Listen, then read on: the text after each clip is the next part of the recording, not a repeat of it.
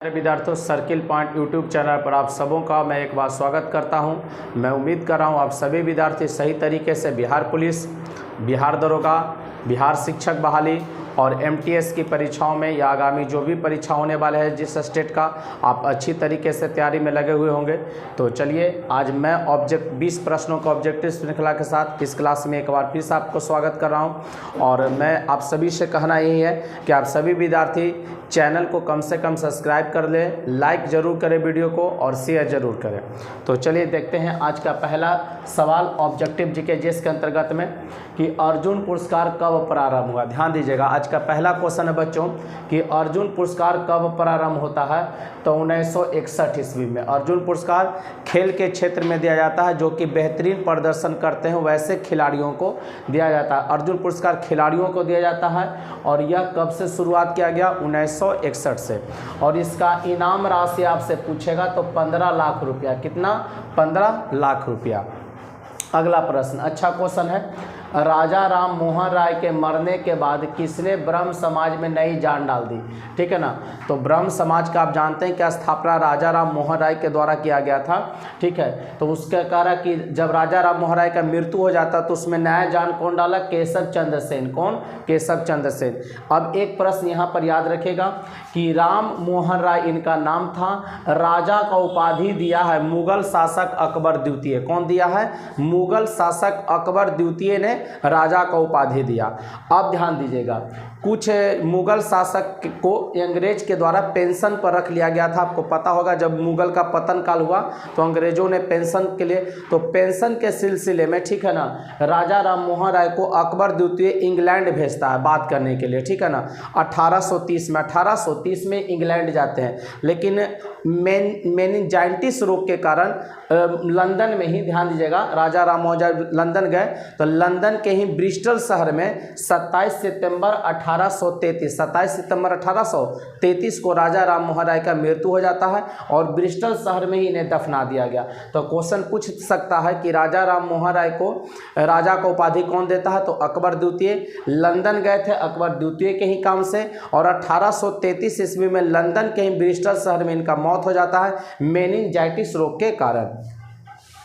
विद्युत अपघटन में ऑक्सीकरण होता है किस पर? तो एनोड पर। विद्युत अपघटन में ऑक्सीकरण कहाँ होगा? एनोड पर। अगला सवाल, किस गैस के साथ ऑक्सीजन को मिलाने से इसका रंग भूरा हो जाता है? तो नाइट्रिक ऑक्साइड। किस गैस के साथ ऑक्सीजन को अगर मिला दीजिएगा तो उसका रंग पूछ रहा है भूरा हो जाएगा? Nitric oxide. दाब बढ़ाने से ध्वनि के वेग पर क्या प्रभाव पड़ेगा? तो दाब बढ़ाने से कोई प्रभाव नहीं पड़ता। ध्यान दीजिएगा, अगर दाब बढ़ाया जाए तो ध्वनि के वेग पर कोई प्रभाव नहीं पड़ेगा, लेकिन ताप बढ़ने से होता है। ताप बढ़ने से ध्वनि का वेग बढ़ जाता है। तो ध्यान दीजिएगा, 1 डिग्री सेल्सियस अगर ताप का वृद्धि होगा तो 0.61 मीटर पर सेकंड ध्वनि की चाल बढ़ जाती है। ध्यान दीजिएगा, अगर दाब बोलेगा, दाब बढ़ाने से ध्वनि के वेग पर कोई प्रभाव नहीं पड़ेगा, लेकिन ताप रहेगा तो वेग बढ़ जाएगा। तो कितना? 1 डिग्री सेल्सियस अगर तापमान बढ़ जाता है तो 0.61 मीटर पर सेकंड ध्वनि की चाल बढ़ जाएगी। ये ध्यान में रखेंगे। उस चंद्र मिशन का क्या नाम है जिसने मनुष्य को चांद पर उतारा था? तो अपोलो 11। अपोलो 11 के द्वारा, ठीक है ना, 20 जुलाई 1969 को व्यक्ति ने चंद्रमा पर कदम रखा और यह कदम रखने वाले अमेरिका के वैज्ञानिक नील आर्मस्ट्रांग थे। 20 जुलाई 1969 को, ध्यान रखेंगे, 1969 को अपोलो द्वितीय के 11, अपोलो 11 के द्वारा गए थे।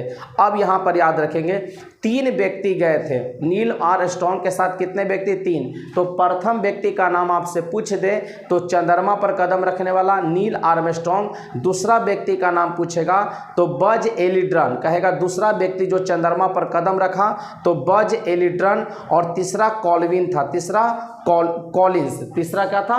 कॉलिंस। तो याद रखेंगे अपोलो 11 है जो चंद्रमा पर कब पहुंचता? 20 जुलाई 1969 को और 21 तारीख को वहां से रिटर्न कर जाता है पृथ्वी को। तो पहले व्यक्ति जाने वाले कौन? नील आर्मस्ट्रांग, अमेरिका के वैज्ञानिक। दूसरा पूछेगा बज एल्ड्रिन और तीसरा कॉलिंस।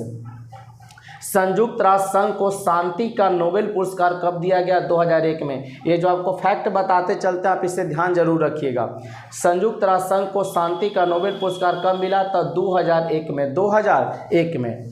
प्रथम बार ईवीएम का प्रयोग भारत के किस राज्य में हुआ था? तो केरल में 1982 ईस्वी में। प्रथम बार ईवीएम का प्रयोग जो सबसे पहले हुआ वो केरल में 1982 में। ईवीएम का पूरा नाम आपको पता होगा, electronic voting machine, electronic voting machine. और संपूर्ण चुनाव कराने वाला था राज्य गोवा। कौन था? जो ईवीएम से संपूर्ण चुनाव करवाता वो पहला राज्य गोवा बना था, लेकिन सबसे पहले केरल में प्रयोग हुआ है। भारत का वह पहला राज्य कौन था जिसने एंटी मॉम लीचिंग कानून पारित किया? तो वो मणिपुर है। एंटी मॉम लीचिंग कानून पारित करने वाला पहला राज्य कौन था? मणिपुर। दांतों के सड़न शुरू हो जाता है जब मुंह का पीएच मान कितना से कम हो जाए, ठीक है ना। दांतों का सड़न पूछ रहा कब शुरू होगा? जब पीएच मान 5.5 से अगर कम हो जाता है, आपके मुंह का मान अगर 5.5 से कम हो जाएगा पीएच मान, तो दांतों का सड़न क्या हो जाएगा? चालू हो जाएगा। ये ध्यान रखिएगा। चलिए अगला पॉइंट देखा जाए, क्वेश्चन नंबर 11। प्रसिद्ध विरूपाक्ष मंदिर कहाँ स्थित है? तो हम्पी कर्नाटक में। प्रसिद्ध विरूपाक्ष मंदिर कहाँ है? हम्पी, जो कि कर्नाटक में है। नटराज की प्रसिद्ध कांस्य मूर्ति किस कला का उदाहरण है? तो चोल कला का। नटराज की प्रसिद्ध कांस्य प्रतिमा किस कला का उदाहरण होगा? चोल कला का। अगला क्वेश्चन देखा जाए वो, महाबलीपुरम के सप्तरथ मंदिर, महाबलीपुरम के सप्तरथ मंदिर का निर्माण कौन करवाया? तो नरसिंहवर्मन प्रथम ने, नरसिंहवर्मन प्रथम ने सप्त मंदिर का निर्माण करवाया।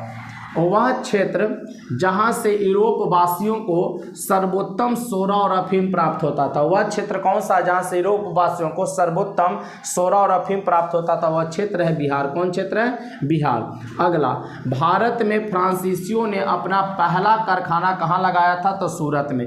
भारत में फ्रांसीसियों ने अपने पहला कारखाना पूछेगा कहाँ लगाया? सूरत। 1668 ईस्वी, 1668 ईस्वी में लगाया। संघाई सहयोग संगठन का 9वां सदस्य देश कौन बना? एकदम इंपॉर्टेंट क्वेश्चन, याद रखेंगे, महत्वपूर्ण प्रश्न है। संघाई सहयोग संगठन का 9वां सदस्य देश पूछेगा कौन बना है? तो ईरान बना। कौन बना? ईरान। ध्यान दीजिएगा, इसके 8 मेंबर थे, लेकिन इस साल 2023 में जब भारत में 23वां संघाई सहयोग संगठन होता है, 23वां संघाई सहयोग संगठन का आयोजन कहाँ किया गया? भारत में, जिसकी अध्यक्षता भारत के नरेंद्र मोदी किए हैं, ठीक है ना। तो उसमें 9वां देश किसे शामिल कर लिया गया है? ईरान को, याद रखेंगे। समुद्री अभ्यास जेमेक्स 23, समुद्री अभ्यास जेमेक्स 23 किस देशों के बीच आयोजित हुआ है? तो भारत और जापान। जेमेक्स 23 का आयोजन समुद्री अभ्यास है भारत और जापान के बीच में, विशाखापट्टनम में। पूछेगा कहाँ? तो विशाखापट्टनम में। विश्व स्वास्थ्य संगठन ने किस कृत्रिम मधुरक को संभावित कैंसर पदार्थ घोषित किया? ये भी मुख्य सवाल बन सकता है। विश्व स्वास्थ्य संगठन ने किस कृत्रिम मधुरक को संभावित कैंसर पदार्थ घोषित किया है?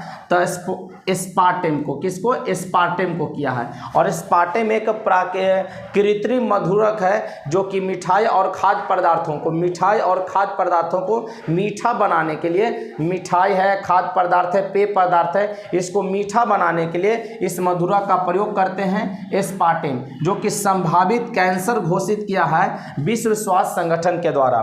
वनवासियों के लिए मो जंगल जामी योजना, याद रखेंगे, मो जंगल जामी योजना, वनवासियों के लिए मो जंगल जामी योजना किस राज्य ने शुरू किया? तो ओडिशा ने।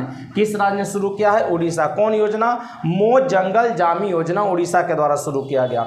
अगला क्वेश्चन देखा जाए बच्चों, world press freedom index 2023, world press freedom index 2023 में भारत का स्थान पूछेगा तो 161वां। भारत का स्थान पूछेगा कितना? 161वां।